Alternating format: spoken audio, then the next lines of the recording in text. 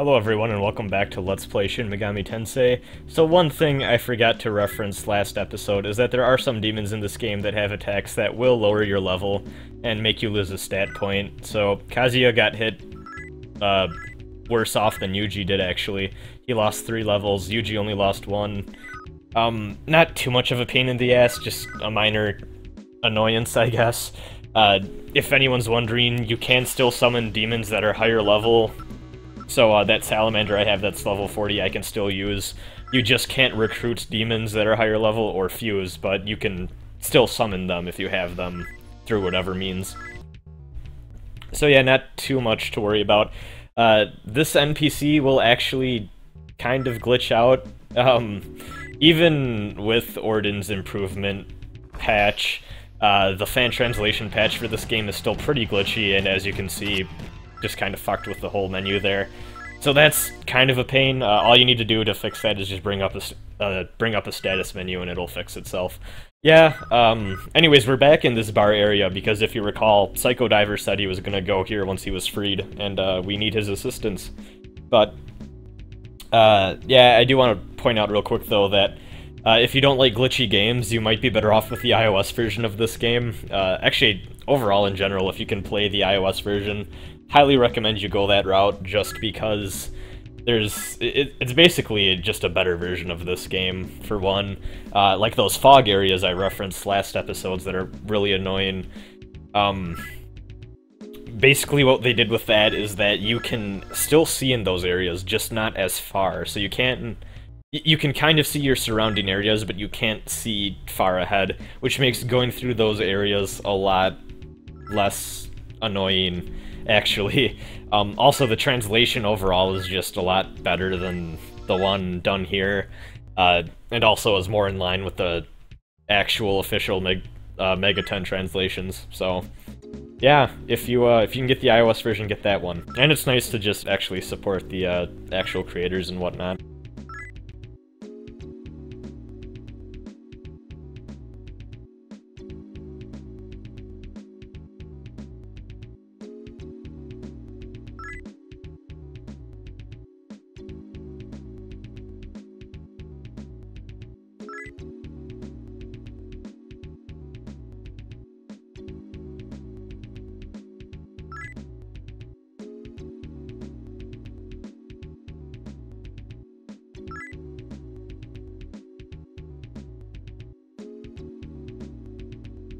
Probably like a mental kidney stone.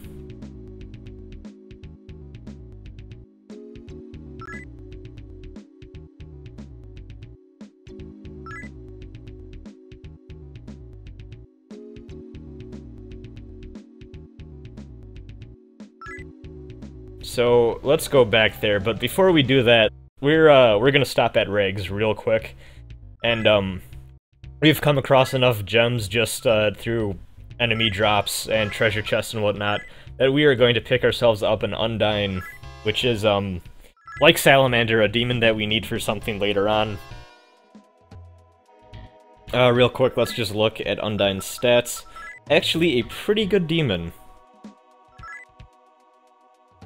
Does have Media Rahan, which, unlike other Megaton games, is not a full heal for the entire party.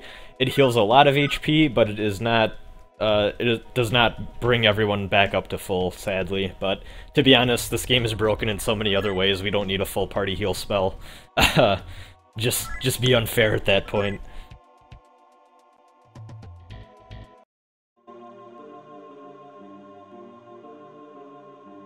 Kind of surprised that they let Psycho Diver in so easily, because they seem pretty uptight about, you know, putting Yuka in this cell,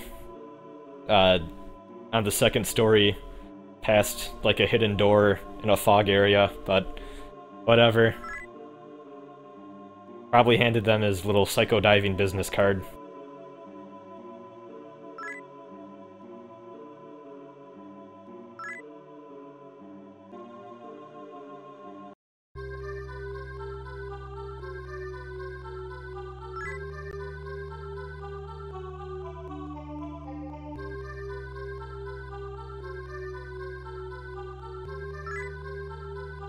Guys, I bet it's a demon.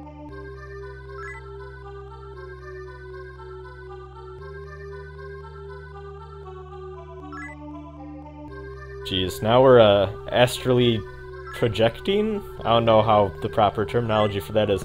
Yeah, fucking every time I hear astral projection, I think of that one horror movie. Was it Insidious that had astral projection shit going on? I don't know. Most horror movies are bad. I don't watch many. I don't even think I finished watching Insidious, I just got bored of it. So, these enemies called Nightmare are actually a nightmare. So, as you can see, they have a tendency to just bind people. And I'm just gonna run the fuck away here, because everyone is bound. And, yeah, honestly, this dungeon is not too hard, but it's very annoying, specifically because of these fucking enemies that will just bind you. And, right here I try using a magic incense on Kazuya, because I was hoping that it would both heal him and also cure his status. Yeah, no, it just was a waste. So I wasted a magic incense, which sucks, but whatever. Not too big of a deal. But yeah, I really debated going back and just healing up, but instead I decided, since that encounter only had one demon in it, decided that I'd just hit auto until someone got freed, and luckily 2 of my demons got freed.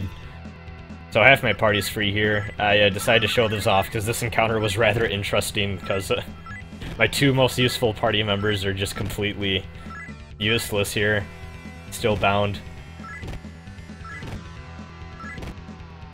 Yeah, just watch out for nightmares here. Honestly, if you run into too many nightmares in one encounter, I recommend you just run away, because they're not really worth fighting. You can get experience from the other encounters here. I do have a Lilim in the party, so actually here I'm going to kind of realize that continuing this fight isn't really worth it, and I'm just going to talk my way out of it. And I do think, yeah, that's an important skill in not only this game but the rest of Megaten is, if you think an encounter is just not worth it anymore, just either talk your way out of it or just run away, because why put yourself through the HP loss and possibly a demon or party member dying? Just not worth the resources. Also, thankfully, have a Lamia that we fused earlier, so we can talk our way out of a lot of those encounters too.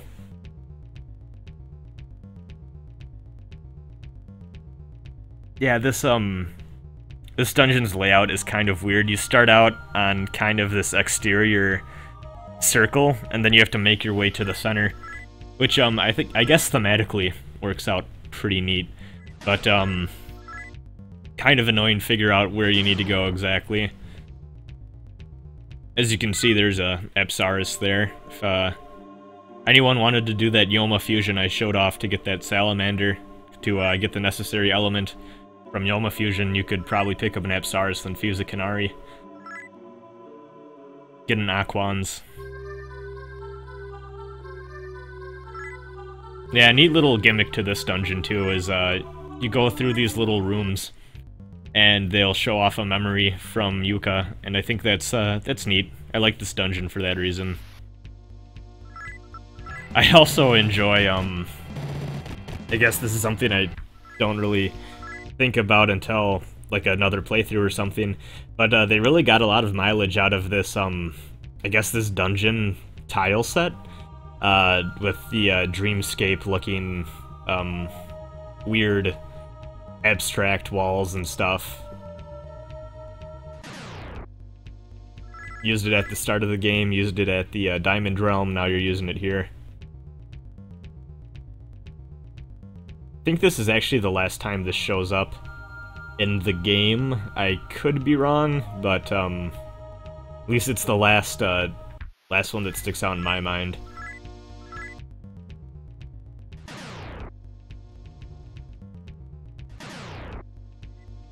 Alright, so if you see here, I screw up. So if you see to the space above and to the right, and then to the right again, there's that little blank space. That's where I'm supposed to go, but I screwed up and walked around the entire dungeon, which I did not need to do, and ended up wasting a lot of time and HP and MP. So, yeah, I just cut that entire segment out of the footage, which was about probably 15 to 20 minutes. Took me a while, a lot of fights. probably not worth it. So yeah, I just cut that out because it's not interesting. But yeah, it's kind of hard at the start of this dungeon to really tell where you need to go. You just gotta make our way to the center. But only one way there, and it's kind of a pain to find it if you don't know where you're going.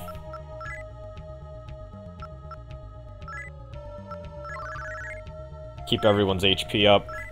One back attack in this game, and someone can be dead. Even at a full HP or whatever, if someone gangs up on you, a demon could just die, you never know. So, someone who's starting to get to like 1/4 of their health or however, probably at pretty big risk of just dying. There's the map again.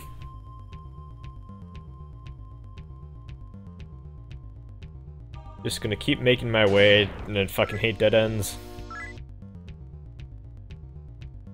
Talking over these long dungeon segments is kind of a pain in the ass, especially when the encounter rate is really high, and it's with a bunch of repeat demons, because, just a lot of fluff. I kind of said this on Twitter, but, we're like, halfway through the game, about-ish, and, it's really interesting to just see how a lot of RPGs, if you take out the gratuitous parts, like all the repeat encounters with enemies you've already seen, and a lot of the, I guess, backtracking and traveling between areas that you've already seen and whatnot, actually kind of cuts them down a lot. Like, I think this playthrough is about 5 hours worth of footage or so now, maybe 4.5, and yeah, we're almost halfway, and this is like a solid, probably 30-hour game, so it's been a lot of editing on my part, but it's been fun.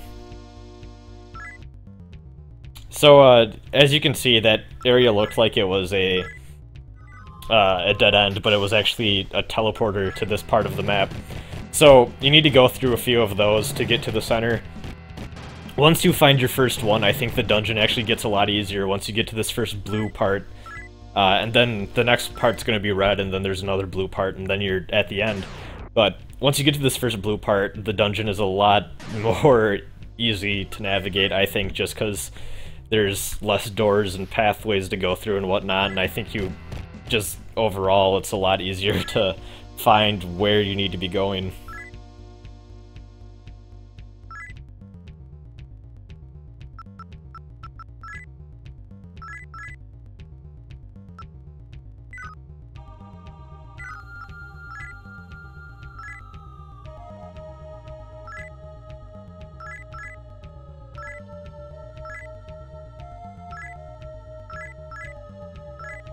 Keep using life stones here. Got a lot of them at this point in the game, just from all the either negotiations where demon will just give you an item, or just as random drops and whatnot. Get a lot of life stones, and they take up a lot of inventory space, so it might actually be worth it just to use up those life stones.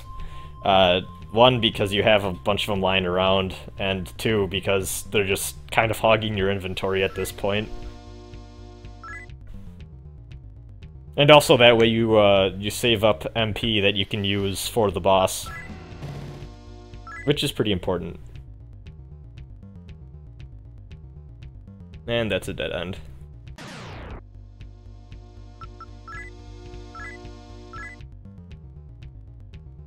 So many random encounters, Jesus. So ridiculous. I guess that's dungeon crawlers for you, though. Right every few steps.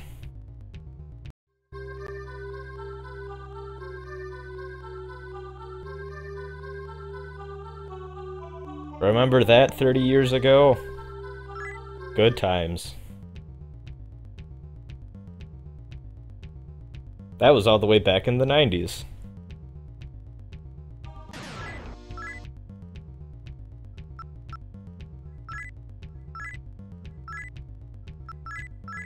Once again, keeping everyone's HP up.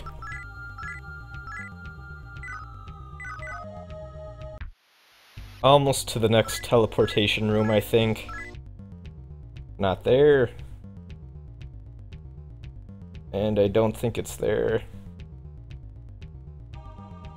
Possibly. Yeah, that's a dead end. Yep, it's definitely through here.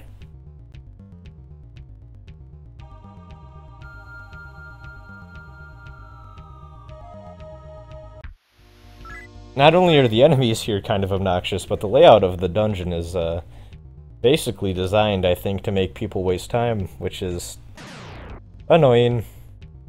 But, oh well.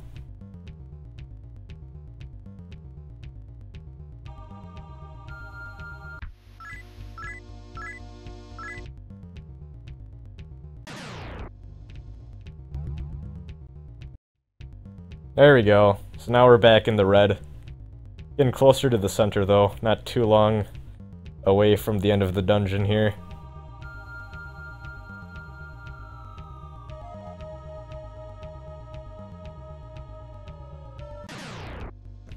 I don't believe there's any treasure chests or anything in here, but I guess that makes sense because we're technically in someone's mind, so it'd be kind of weird if there was.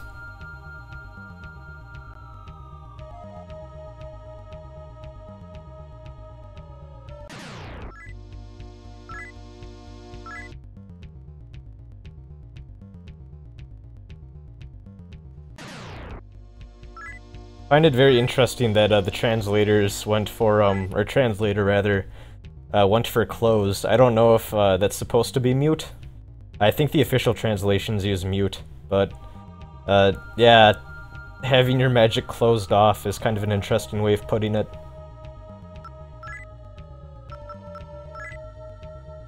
Just gonna use my last Media Rahan there.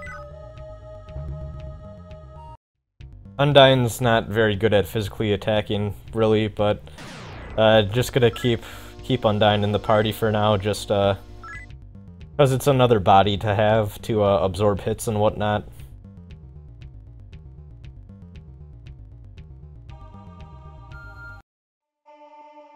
Now this is new.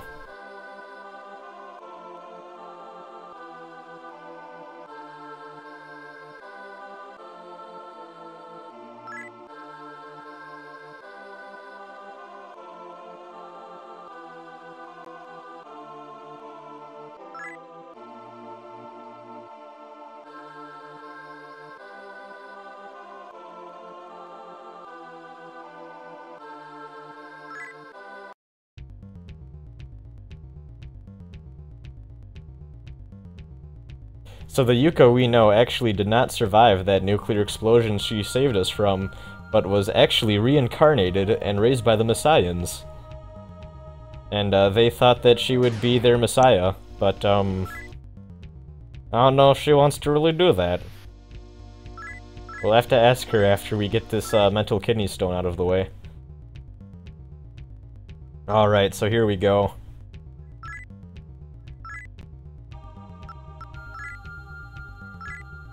Gonna heal up real quick. Just keep using those life stones.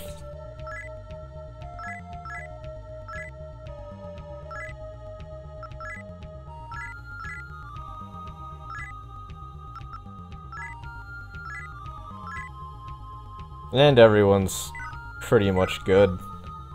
Okay, so this boss is probably, again, one of the harder ones in the game.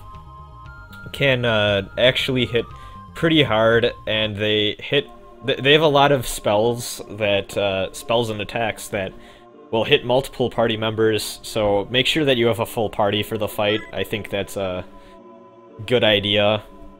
And also, they're very fast. They have a very high speed stat, so a lot of times they'll actually act first, which is a major pain in the ass because you a lot of times can't really stun lock them with Zio and Bufu spells, but we're gonna do our best here. Hopefully Kazuya can put her to sleep, and then we can get a few free turns off. Undyne still doesn't have enough MP, so they're just gonna be attacking.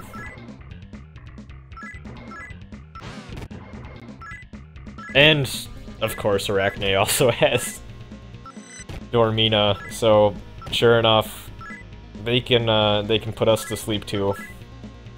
Not fun.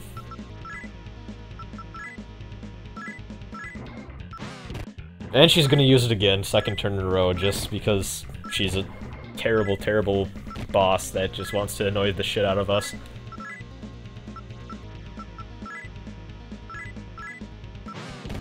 Third time, oh my god. Arachne, why? Luckily though, even though that's obnoxious, that does mean that we can at least get a few turns without taking any damage and doing some damage to her. She did attack us there, and as you can see, her physical attack is pretty hard-hitting, hits a decent amount of party members. Don't really need to heal anyone yet, though. That's good.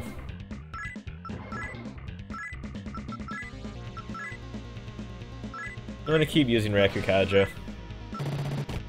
Good idea to always buff and debuff if you can. If I had someone with Terukaja, that probably would have helped a lot too. But, I did not, so that sucks. Just gonna have to do this the slow way. Turtle it out like we're Justin Wong.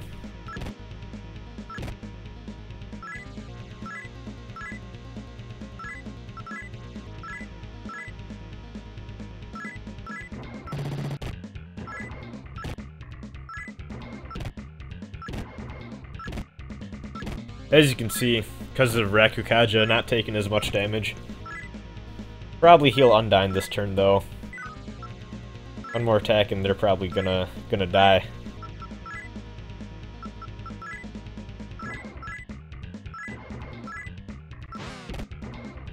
And that's a pain in the ass too.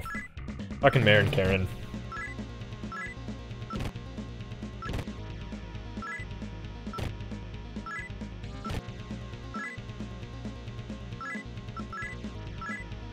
Arachne has a lot of HP, it seems. It doesn't help that, like I said before, don't have any buffs and Zanma's missing. Yeah, if Yuji was able to use Zanma more often in this fight, it probably would have gone a lot faster, but had to do this the slow way, like I said. We got the job done, but probably could have done it a little faster.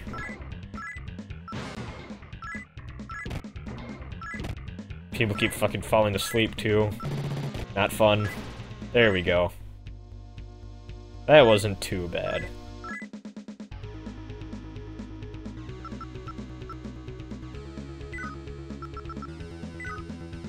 Kept accidentally hitting down one too many times and going to Vitality instead of Magic.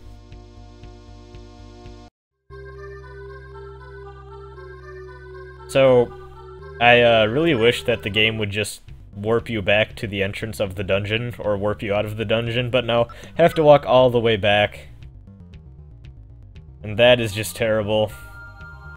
So I just decided I'd spare you the time, because I'm sure watching that dungeon crawl was a bit of a slog for everyone, and I'm sorry if my commentary was not up to par, or keeping everyone entertained. Hopefully that doesn't happen again, but yeah, that's one of the longer, more obnoxious areas of the game in my opinion, so hopefully the other dungeons aren't as bad as that one. Well, the end of the game is a whole different story, but that's another issue for another time later down the line.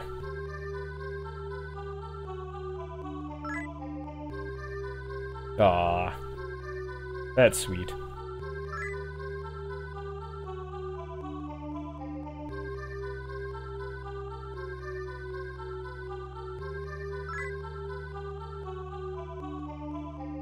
So I guess that Messiah thing didn't work out very well, huh? There we go. So, judging by her HP, it might look like she joined us at a lower level, but actually, she joins at the same level that Kazuya's at. So that's a nice little bit of info. You can see that she has a lot more spells than when we last left her. And she also has Troport, which I'm pretty sure is supposed to be Teleport, but I could be wrong. I'm happy that she joined with that. Basically, what that does is it will warp you back to the latest, the last terminal that you used. So, just fuck the fog tiles of Shibuya second floor. Just gonna go all the way back to this terminal here and save our game.